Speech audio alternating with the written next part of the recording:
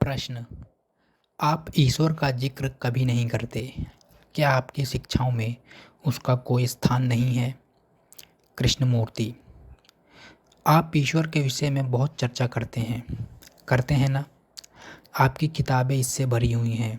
आप गिरजे बनाते हैं, मंदिर बनाते हैं, आप त्याग और बलिदान करते हैं, आप पूजा पाठ करते हैं, अनुष्ठान आयोजित करते हैं और आप ईश्वर विषयक धारणाओं से भरे पड़े हैं कि नहीं?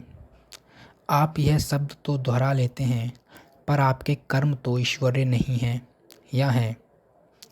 यद्यपि जिसे आप ईश्वर कहते हैं, उसकी आप उपासना करते हैं, आपके तौर तरीके, आपके विचार, आपका अस्तित्व ईश्वरीय नहीं है। क्या है? हालांकि आप ईश्वर शब्द दोहराते रहते हैं, तो भी आप दूसरों का शोषण किया करते हैं। क्या आप ऐसा नहीं करते? आपके अपने अपने ईश्वर हैं, हिंदू, मुस्लिम, ईसाई और बाकी सारे। आप मंदिर बनवाते हैं। आप जितने ज़्यादा अमीर होते जाते हैं, उतने ज़्यादा मंदिर बनवाने लगते हैं। तो आप ईश्वर से खूब परिचित हैं, कम से कम इस शब्द से तो हैं ही। पर यह शब्द तो ईश्वर नहीं है। शब्द वह वस्तु नहीं होता। हम इस मुद्दे पर पूरी तरह से स्पष्ट हो लें। यह शब्द ईश्वर नहीं है। आप ईश्वर शब्द का अथवा किसी अन्य शब्द का प्रयोग कर सकते हैं, किंतु ईश्वर वह शब्द नहीं है जिसका प्रयोग आप कर रहे हैं। चूंकि आप इसका प्रयोग कर लेते हैं, इसका मतलब यह नहीं है कि आप ईश्वर को जानते हैं। आप सिर्फ इस शब्द को जानते हैं। मैं इस शब्द का इस्तेमाल नहीं करता। इसकी बड़ी साफ वजह है कि आप इसे जानते हैं। जो आप जानते हैं वह यथार्थ नहीं है। इसके अतिरिक्त यथार्थ का पता लगाने के लिए मन की सारी शाब्दिक बड़बड़ का बंद होना जरूरी है। आपके यहाँ ईश्वर की प्रतिमाएं हैं, किंतु निश्चित ही वह प्रतिमा ईश्वर नहीं है। आप ईश्वर को कैसे जान पाएंगे? जाहिर है, किसी मूर्ति के, किसी मंदिर के जरिए तो नहीं। ईश्वर को अज्ञात को ग्रहण करने के लिए मन को भी अज्ञात हो जाना होता है। यदि आप ईश्वर की तलाश में हैं, तो आप ईश्वर को पहले से ही जानते हैं। आप उस लक्ष्य से अवगत हैं। यदि आप ईश्वर को ढूंढ रहे हैं, तो आप जानते ही होंगे कि ईश्वर क्या है। नहीं तो आप उसे ढूंढते ही नहीं, या ढूंढते। आप उसे या तो अपनी पुस्तकों के मुताबिक ढूंढते हैं या अपनी भावनाओं के अनुरूप ढूंढते हैं, और आपकी भावनाएं आपकी स्मृति की प्रतिक्रियाएं मात्र हैं। इसलिए जिसे आप ढूंढ रहे हैं वह पहले से ही गढ़ लिया गया है, या तो स्मृति के द्वारा या सुनी सुनाई बात के द्वारा। और जो पूर्व निर्मित है वह शाश्वत नहीं है, वह तो मन की ही उपज है। अगर किताबें नहीं होती, गुरु नहीं होते, दोहराने के लिए सूत्र नहीं होते, तो आपको पता होता केवल दुख और प्रसन्नता का। यही होता ना? लगातार दुख और परेशानियाँ एवं प्रसन्नता के कुछ विरल क्षण। और तब आप जानना चाहते कि आपको दुख होता क्यों है। पर आप ईश्वर में पलायन नहीं कर पाते, लेकिन शायद आप दूसरे तरीकों से पलायन करने लगते और शीघ्र ही पलायन के रूप में देवताओं का आविष्कार कर लेते। किंतु यदि आप दुख की समग्र प्रक्रिया को वस्तुतः समझना चाहते हैं, एक नूतन मानव की तरह, एक नए खिले इंसान की तरह, पलायन नहीं बल्कि जांच परख करते हुए, तब आप स्वयं को दुख से मुक्त कर लेंगे। तब आप खोज लेंगे कि यथार्थ क्या है, ईश्वर क्या है। पर जो मनुष्य दुख से ग्रस्त है, वह ईश्वर अथवा यथार्थ को नहीं खोज पाता। यथार्थ को तभी खोजा पाया जा सकता है जब दुख का अंत हो जाता है, जब प्रसन्नता विद्यमान होती है। तुलना की जा सकने वाली विषमता के रूप में नहीं, विपरीत के रूप में नहीं, अपितु वह तो एक ऐसी अवस्था है जिसमें विपरीत है ही नहीं। अतः अज्ञात वह जिसकी सृष्टि मन ने नहीं की है, मन द्वारा प्रतिपादित सूत्रबद्ध नहीं किया जा सकता। वह जो कि अज्ञात है, उसके बारे में सोचा नहीं जा सकता।